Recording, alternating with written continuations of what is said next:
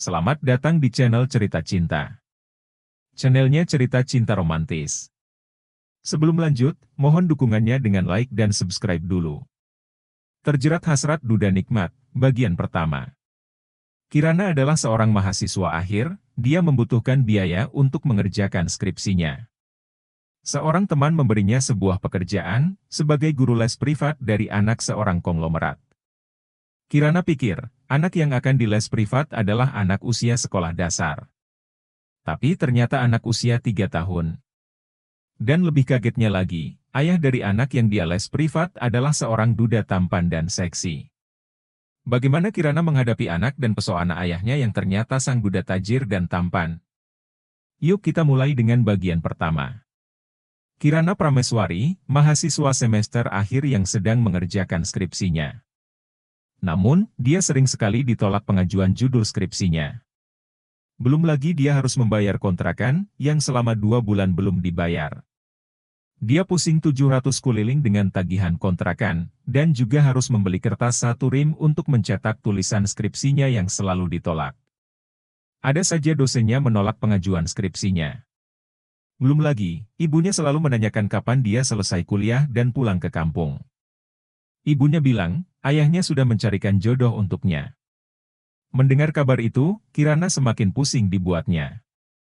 Akhirnya dia membeli sebuah koran, untuk mencari pekerjaan hanya selama 2 bulan saja. Untuk membiayai hidup dan kuliahnya, yang sebentar lagi selesai akhir tahun ini. Itu pun jika skripsi diesisi dan sidang. Kirana berjalan di trotoar jalan, sambil membolak-balikan koran untuk melihat kolom lowongan pekerjaan. Dia berjalan dan dengan serius, hingga dia tidak sadar menabrak seseorang yang berjalan berlawanan arah dengannya. Buk! Au! Teriak Kirana, dia mundur 2 langkah dan mengelus lengannya, yang tadi ditabrak oleh seorang laki-laki tegap dan atletis. Jalan hati-hati dong, main tabrak aja. Teriak Kirana menatap laki-laki itu yang terus berjalan. Woi, sialan main pergi aja sih. Laki-laki itu menoleh ke arah Kirana yang berteriak padanya. Lalu dia langsung pergi dengan cepat, karena tangannya masih memegang ponsel ditempelkan di telinganya. Kirana cemberut dengan kesal, dia masih menatap laki-laki yang tadi menabraknya. Hei, lo lagi ngumpat siapa? Tanya Denisa teman Kirana. Kirana menoleh, dia melihat Denisa sedang menatap jalanan trotoar, yang tadi laki-laki yang menabrak Kirana. Tadi gue ditabrak sama laki-laki yang jalannya sambil teleponan, jawab Kirana. Cie, jodoh nih sama tuh cowok. Kata Denisa bercanda. Is, gue lagi pusing, mana ditabrak lagi. Kan bikin kesal, kata Kirana masih dengan muka cemberut. Denisa melihat Kirana membawa koran, dia heran. Untuk apa Kirana membeli koran? Lo beli koran buat apa? Tanya Denisa. Gue mau cari lowongan kerja, gue butuh kerjaan untuk hidup gue di sini. Mana kontrakan belum gue bayar 2 bulan, ibu kosnya ngomel terus gue belum bayar 2 bulan. Jawab Kirana. Wah, pas banget. Gue ada tawaran untuk lo jadi guru privat seorang anak, lo mau enggak? Kata Denisa.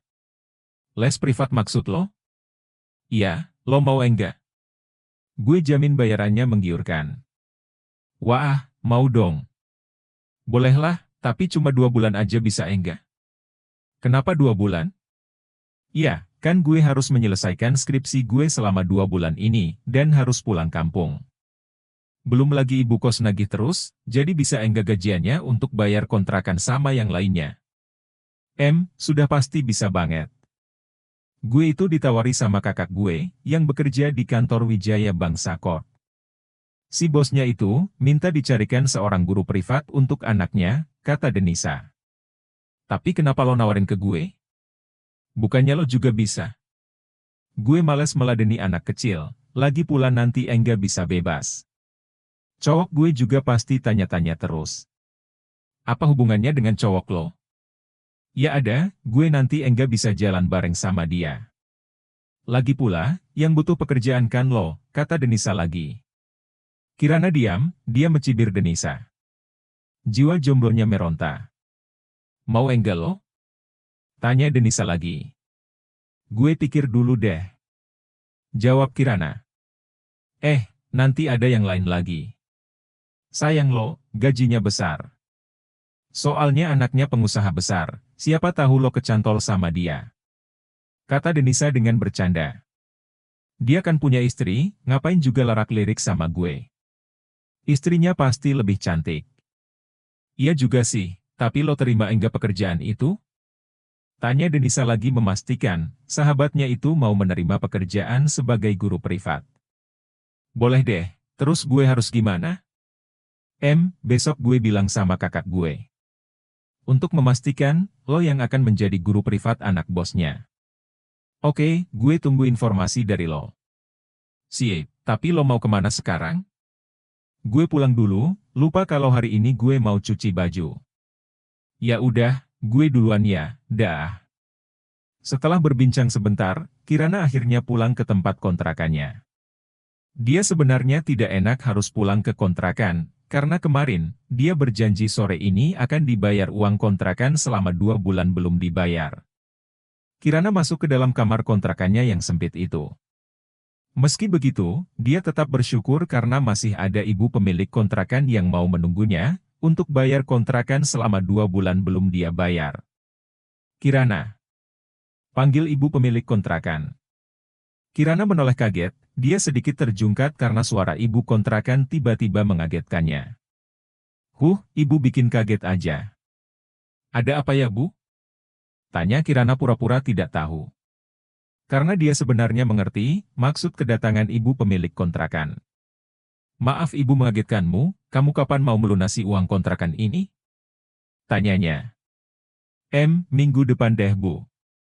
Besok saya mau cari kerja, mudah-mudahan diterima dan bisa bayar kontrakan sekalian 2 bulan. Jawab Kirana. Ibu Rasmi, pemilik kontrakan itu menatap Kirana tidak percaya, tapi dia diam saja. Kamu benar mau dapat pekerjaan dan langsung dapat uang? Tanya Ibu Rasmi ragu.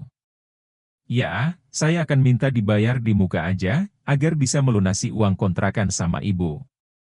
Jawab Kirana. Dia sebenarnya ragu, tapi untuk meyakinkan Ibu Rasmi agar tidak menagih lagi padanya. Dia sudah pusing dengan skripsi, ditambah lagi dengan tagihan Ibu Rasmi. Baiklah, minggu depan Ibu akan menagih sama kamu lagi. Kalau sampai minggu depan kamu enggak bisa bayar, terpaksa kamu harus pergi dari kontrakan Ibu. Kata Ibu Risma. Dia lalu pergi meninggalkan Kirana yang masih bingung dengan semuanya, dia benar-benar stres saat ini. Kirana mengambil tasnya dan merogoh isinya, diraihnya ponselnya lalu dengan cepat menghubungi Denisa. Halo, Denisa. Kenapa Kiran? Ada apa? Lo kapan mau ngajak gue ketemu sama bis kakak lo itu? Emang mau ngapain? Ya elah, lo kan nawarin gue pekerjaan jadi guru privat anaknya bos kakak lo itu? Gue terima tanpa tapi, terus gue harus ketemu sama bos kakak lo di mana? Kapan? Tanya Kirana tidak sabar. Oh, oke. Gue kirim alamat rumahnya aja ya. Lo ke sana sendiri aja, gue enggak bisa ngantar lo ke rumah bos kakak gue. Oke, lu kirim alamatnya. Nanti gue ke sana sendiri, kirim alamatnya ke gue. Oke. Klik. Kirana menunggu pesan singkat dari Denisa, dan tak lama notif pesan singkat dari Denisa masuk. Kirana langsung membukanya, di sana ada alamat lengkap rumah dan catatan dari Denisa. Besok lo datang aja jam 8 pagi, bilang aja lo guru yang disuruh dari kakak gue. Oke, thanks ya infonya. Lalu Kirana tersenyum, dia meletakkan ponselnya di meja. Dia membaringkan tubuhnya dan menatap langit-langit kamar itu. Besok mudah-mudahan diterima kerjanya, gumam Kirana. Sesuai janjinya untuk datang ke rumah bos. Kata Denisa, bos kakaknya itu sudah tahu kalau Kirana akan menjadi guru les anaknya nanti di rumahnya. Kirana memperhatikan alamat yang tertera di kertas yang dia tulis ketika Denisa memberinya. Dia ragu, apakah alamat rumah itu benar. Karena dia sedang berdiri di depan rumah yang begitu mewah dan megah. Sejenak dia berdiri mematung, entah apa yang akan dia lakukan. Satu mobil mewah masuk ke dalam rumah mewah tersebut, Kirana memperhatikan orang yang ada di dalam mobil itu. Sepertinya pemilik rumahnya, pikir Kirana. Apa aku bertanya aja ya sama satpam rumah itu, gumam Kirana. Akhirnya lama berpikir, Kirana memberanikan diri bertanya pada satpam itu di posnya. Dia menghampiri pos satpam dan mengetuk pintunya, satpam itu menoleh dan melihat Kirana yang kebingungan. Maaf Pak Satpam, apa ini benar ya alamatnya di sini? Tanya Kirana ragu. Satpam mengambil cari kertas itu dan memperhatikan tulisannya. Benar, ini alamat rumah ini. Memangnya ada apa ya? Tanya Satpam. Bingung, Kirana bingung mau menjawab apa. Dia ceroboh dan terburu-buru, tidak bertanya siapa nama pemilik rumah itu dan anak yang akan diajari les privat. Bak mau apa datang ke rumah ini? Tanya Satpam lagi heran.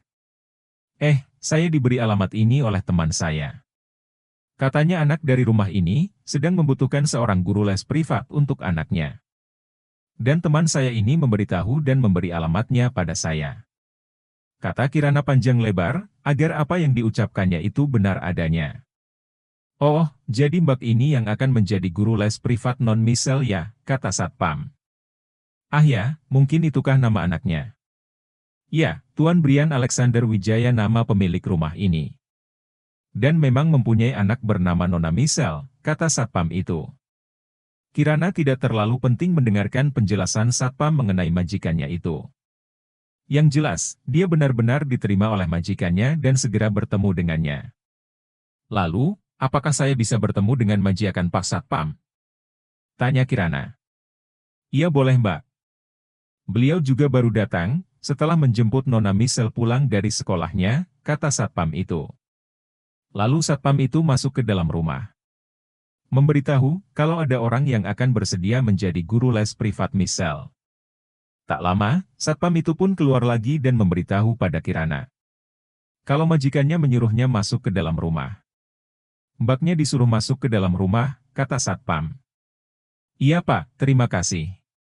Kirana mengikuti Satpam masuk ke dalam rumah besar dan megah itu. Dia takjub melihat isi dan ruangan rumah itu, matanya berkeliling melihat setiap detail ornamen dan juga perabot dalam rumah. Ruang tamu besar dan juga kursi empuk yang mahal di tengah ruang tamu, tanpa mengganggu setiap sudut ruangan. Silakan Mbak, duduk dulu. Nanti Tuan Brian turun ke bawah, beliau sedang bermain dengan anaknya dulu sebentar. Kata Satpam itu. Iya Pak, terima kasih. Satpam itu pun menuju dapur, dia memberitahu pada pembantu Brian, agar menyediakan minuman dan cemilan untuk Kirana. Jadi kamu yang akan menjadi guru privat anak saya? Tanya Brian dengan datar. Ya Tuan, saya yang mau menjadi guru les anak Anda. Itu jika Anda berkenan dengan saya, kata Kirana. Dia sedang mengingat Brian, seperti pernah melihatnya sekilas. Tapi dia lupa di mana, atau memang hanya pikirannya saja ya? Gumam Kirana dalam hati. Kamu masih kuliah? Tanya Brian. Iya Tuan, tapi sedang mengerjakan skripsi. Jadi tidak akan mengganggu kegiatan kuliah saya, jika saya sedang memberi les pada anak Anda. Kata Kirana lagi. Masih kuliah dan sedang mengerjakan skripsi. Ya lumayan sih, bolehlah kamu saya uji coba selama 3 hari menjadi guru les privat anak saya. Jika dia menyukaimu, maka kamu bisa lanjut menjadi guru privat anak saya. Baik Tuan. Kamu harus tahu, anak saya itu sangat susah dan terlalu pemilih. Dia juga tidak mudah dekat dengan orang asing, kamu termasuk orang asing saat ini. Jadi jika ingin menjadi guru privat anak saya, kamu harus bisa mengambil hati anak saya. Bagaimana?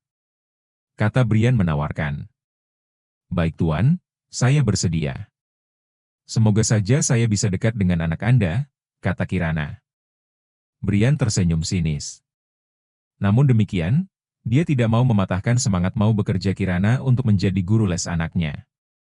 Tapi, jika dalam 3 hari itu kamu tidak bisa menaklukkan anakku dan dia tidak mau meneruskannya, kamu terpaksa diberhentikan. Tapi tenang saja, selama 3 hari itu saya akan membayarmu. Kirana diam. Apa sangat sulit menaklukkan anak kecil seperti anaknya Brian? Bukankah setiap anak kecil itu mudah diajak dan dibujuk? Tapi baiklah, dia akan mencoba menaklukkan anak Brian. Setidaknya dia mencoba sebelum menyerah. Jikapun gagal dalam 3 hari masa uji coba, dia akan tetap dapat bayaran. pikirnya. Baiklah Tuan Brian, saya bersedia, kata Kirana. Bagus, mulai besok kamu bisa memulai les kamu. Datang jam 11 siang ya, setelah anakku tidur. Iya. Kalau boleh tahu, saya harus mengajarkan apa sama anak Tuan Brian? Tanya Kirana.